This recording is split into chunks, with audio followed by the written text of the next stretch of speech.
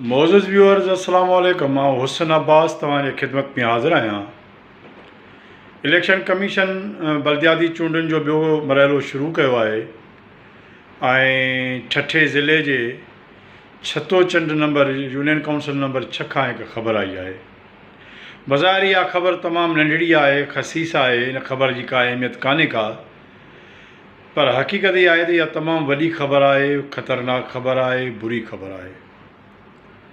Union council छतोचंड जे ॿिनि नौजवाननि अब्दुल जब्बार बंबरो ऐं खमीसो सिंधीअ यूनियन काउंसिल नंबर 6 तां इलेक्शन जो बाइकाट कयो आहे। इलेक्शन जो बाइकाट बाज़ार इहा आम नौजवान आहे जिन जो बाइकाट करणु एॾी अहमियत नथो रखे, पर इहो वॾो ख़तरनाक मरहलो आहे त ॿ नौजवान जेके ख़तरनाक समाज में भोतारके निज़ाम खे ललकारींदे इलेक्शन में बीठा ऐं उहो किन मजबूरनि सबबु उन बाइकाट कयो आहे। बुनियादी तौरु उन्हनि पंहिंजे इलेक्शन कमीशन खे दरख़्वास्त ॾिनी आहे त इलेक्शन कमीशन जेका आहे उहा इलेक्शन कराइण में या उन में तब्दीलियूं आणण में समाज में को बहितर किरदारु अदा न पई करे, जंहिं करे असीं इस्तीफ़ा था ॾियूं।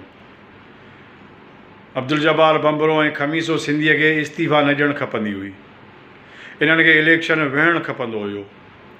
जॾहिं असां इलेक्शन में बीठासीं बल्दियाती चूंडुनि जे पहिरें मरहले में डिस्ट्रिक्ट नौशरो फिरोज़ तालके मोरे में, त जंहिं भोतारनि जे साम्हूं असां बीठासीं उहो इंतिहाई ख़तरनाक आहे। उन्हनि इलेक्शन मां हथु खणाइण जे लाइ मुंहिंजूं ॿ मोटरसाइकिलूं फुरायूं, मुंहिंजे घर ते हमला कराया, उन में थाणो इन्वॉल्व हुयो।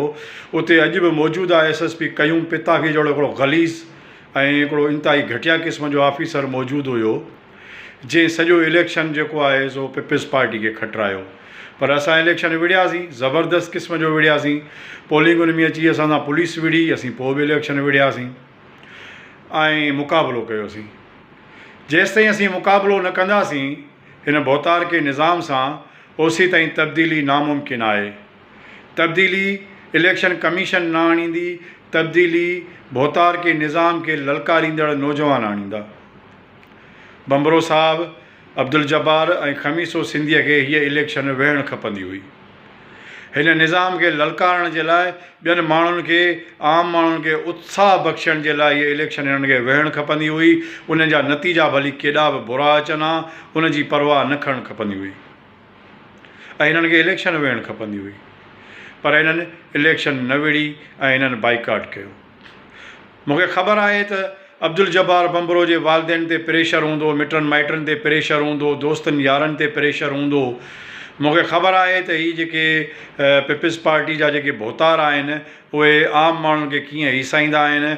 उन में पुलिस जो इस्तेमालु तमामु आलमी लेवल ते थींदो आहे ऐं ठठो ज़िलो त शऊरी सतह ते पसमानदा आहे, हूअं ई बि पसमानदा आहे। उते जी ज़मीनुनि ते पीपल्स पार्टी जे भोतारनि जा कब्ज़ा आहिनि, दहशतगर्दनि जा कब्ज़ा आहिनि, लोफरनि जा कब्ज़ा आहिनि, वॾे में वॾा अफ़गाननि जा कब्ज़ा आहिनि। उते जा जेके माण्हू आहिनि मक़ामी, उहे सुख जो साह नथा खणी सघनि। इहा हिकिड़ी हक़ीक़त आहे। इहा हक़ीक़त आहे त ठठो ज़िलो जेको आहे, जेका हुनजी एॾी वॾी तारीख़ आहे, उन जे बावजूदु बि ठठो ज़िलो हिन वक़्तु अपाहज बणियलु आहे। हूअं त सॼी सिंध अपाहज आहे, सॼी सिंध जेका आहे उहा मफ़लूज बणाई वई आहे अटे जे पाव ते, पर ठठो ज़िलो वधीक मुतासिर आहे। ऐं सम्झां थो त अब्दुल जब्बार बंबरो ऐं खमीसो सिंधीअ जो जेको फ़ैसिलो आहे उहो इंतिहाई मायूस कोन आहे। असांजे नौजवाननि खे उत्साह जी ज़रूरत आहे। हिन तव्हांखे भली हिकु बि वोट न मिले हा, भली तव्हांखे घर जा भाती बि डप में ख़ौफ़ में वोट न कनि हा, पर इलेक्शन तव्हांखे विहणी हुई। ठठे जा जेके नौजवान आहिनि उन्हनि खे गुज़ारिश आहे त इलेक्शन विढ़ो। पैसा अचणी वञणी शइ आहे। ख़ौफ़ माण्हू जे दिलि में जेकॾहिं ख़ुदा खां सवाइ ॿियो कंहिंजो बि ख़ौफ़ न आहे त उहो माण्हू इलेक्शन छा, पर उहो दुनिया फ़तह करे सघे थो। ऐं ठठो ज़िलो त मज़ामती ज़िलो रहियो आहे तारीख़ जे अंदरि, जंहिं सामूंड खां ईंदड़ हमलावारनि जी हमेशह मज़ामत करे उन्हनि खे रोकियो आहे ऐं धिकियो आहे। उन करे आउं सम्झां थो त छतोचंड मां इहा जेका ख़बर आई आहे इहा ॾाढी मायूस कोन आहे, ख़ौफ़नाक आहे, ख़तरनाक आहे। हिननि खे इलेक्शन जो बाइकाट न करणु खपंदो हुयो। भले हिननि ते माण्हू ठठोरूं कनि, वाठा चमचा भले पुलिस हिननि खे ड्रेजारे या कुझु बि थी हा, इलेक्शन विढ़नि, असीं बि इलेक्शन विढ़ियासीं, असां सां त पुलिस विढ़ी, एस एच ओ विढ़ियो, को कलवड़ एस एच ओ हुयो उहो असां सां विढ़ियो, घटिया क़िस्म जो ऑफिसर हुयो, असां हुन सां मज़ामत कईसीं, असां सां सिंधियाणी तहरीक गॾु हुई जीअं शदीद मज़ामत कई, असां सां सुजागबार तहरीक गॾु हुई जीअं शदीद मज़ामत कई, असीं बाज़ार तमामु जेको आहे सो थोरा माण्हू हुयासीं, आङुरनि ते ॻाइण जहिड़ा चंद माण्हू हुयासीं, ऐं अॻियां पुलिस हुई, रेंजर्स हुई, इलेक्शन कमीशन हुई, लोफर हुआ, चोर हुआ, बदमाश हुया, पीपल्स पार्टी जा इंतिहाई घटिया क़िस्म जा करप्ट माण्हू हुया, असां विढ़ियासीं इलेक्शन, ऐं इन इलेक्शन ऐं आईंदा बि इलेक्शन विढ़ंदासीं इंशाअल्लाह। जॾहिं बि वॾियूं चूंडूं थियूं असां उन तक में वञी वरी भोतार जे साम्हूं फार्म भरींदासीं।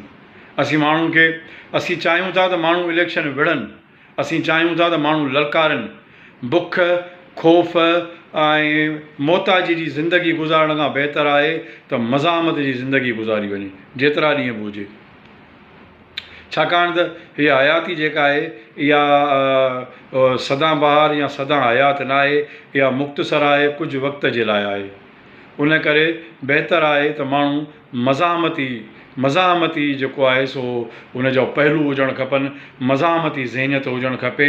जेकॾहिं तव्हां चाहियो था, ठठे जहिड़ो ख़ूबसूरत ज़िलो त सॼी दुनिया में कोन्हे को, ठठे जा पट ख़ुदि जेको आहे छतोचंड एॾो ख़ूबसूरत इलाइक़ो आहे, चिलिया ऐं इहे इलाइक़ा जो ऐं तव्हांखे छा ॿुधायां, मुंहिंजा त आइडियल आहिनि, मुंहिंजो त घरु आहे मकलीअ में, उन करे मां त इहो सभु ॾिसंदो आहियां, घुमंदो आहियां, त उन करे आउं सम्झां थो त इहा इलेक्शन विहणु खपे तव्हांखे।